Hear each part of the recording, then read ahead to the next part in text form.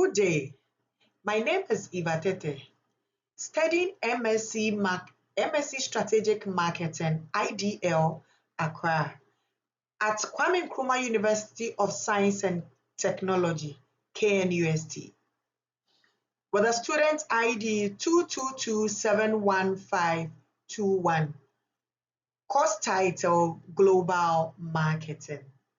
Today, I will be presenting on the topic Balancing Global Integration and Local Responsiveness in Worldwide Marketing, focusing on how firms achieve sustainable success in international markets. Global success is not just about being present in many countries, it's about being relevant in each other. The name of my lecturer is Dr. Enyabesa Ameza Hemalojo. What is global or worldwide marketing? Global marketing refers to the coordinated use of marketing strategies across different countries to gain a competitive advantage internationally. However, it is not simply about selling the same product everywhere. This brings us to the central debate: standardization versus adaptation. We're now going to focus on what standardization means. Standardization focuses on offering uniform products and strategies globally to achieve efficiency and consistency. In contrast, adaptation involves modifying products and strategies to meet local cultures, regulations, and consumer preferences. This creates the integration responsiveness tension, where firms must be balanced global efficiency with local relevance. Therefore, the main argument of this presentation is that global marketing success depends on achieving a strategic balance between global integration and local responsiveness. In other words, firms must think global and act local. With the theoretical framework of this, I will say global marketing strategy is built on two key dimensions. That is global integration and local responsiveness.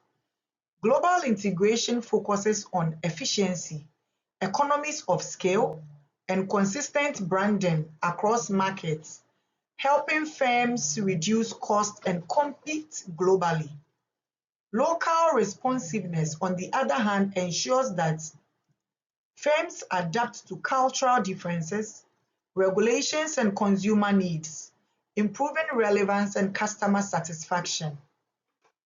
This challenge is balancing these two pressures. Bartlett and Goshal's transnational model suggests that firms must combine global efficiency with local flexibility. However, earlier perspectives like Levitt's globalization thesis argue that firms should standardize due to technological advances and similar consumer needs. In reality, successful firms do not choose one. They balance both depending on the market. In terms of the drivers of global integration, firms standardize mainly to improve efficiency and reduce costs.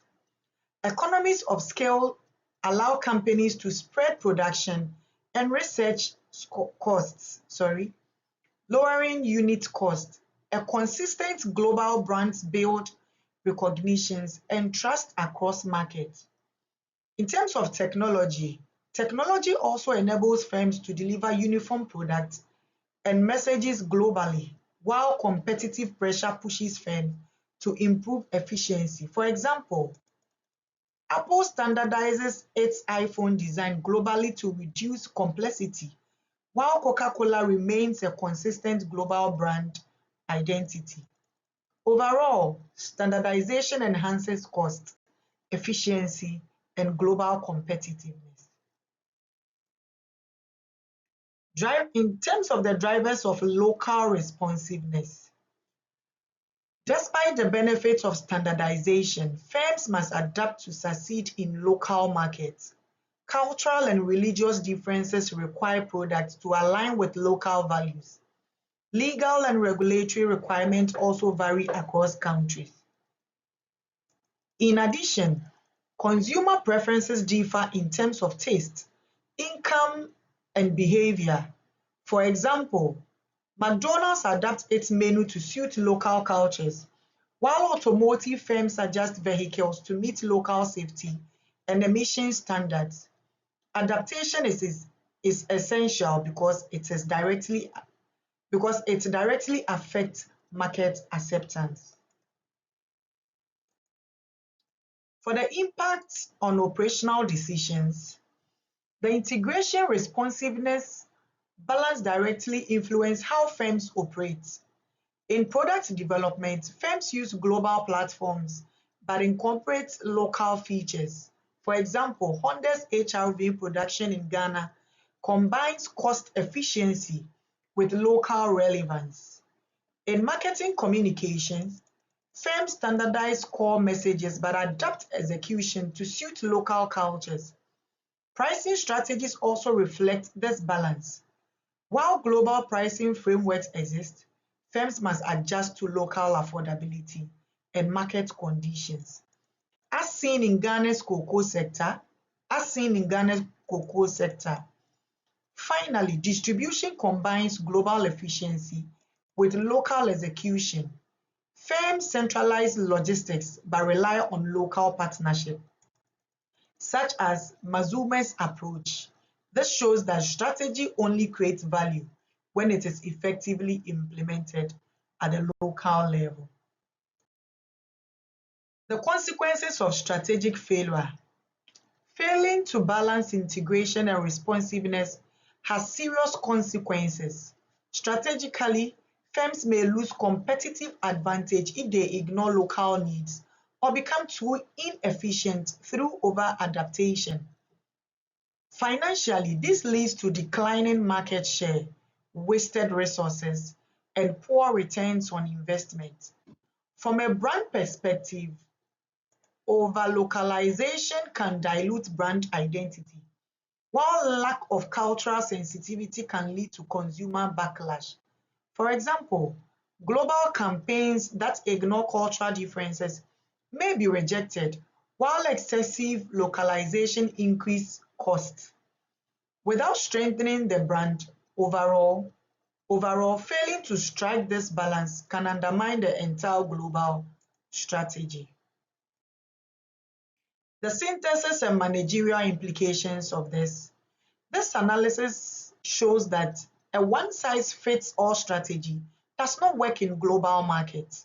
This implies that firms must adopt a dynamic approach, continuously adjusting the balance between integration and responsiveness.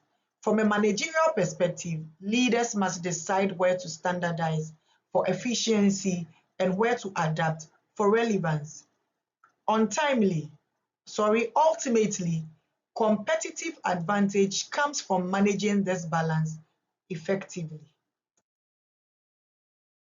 In conclusion, global marketing success depends on achieving a strategic balance between global integration and local responsiveness. There is no single best strategy.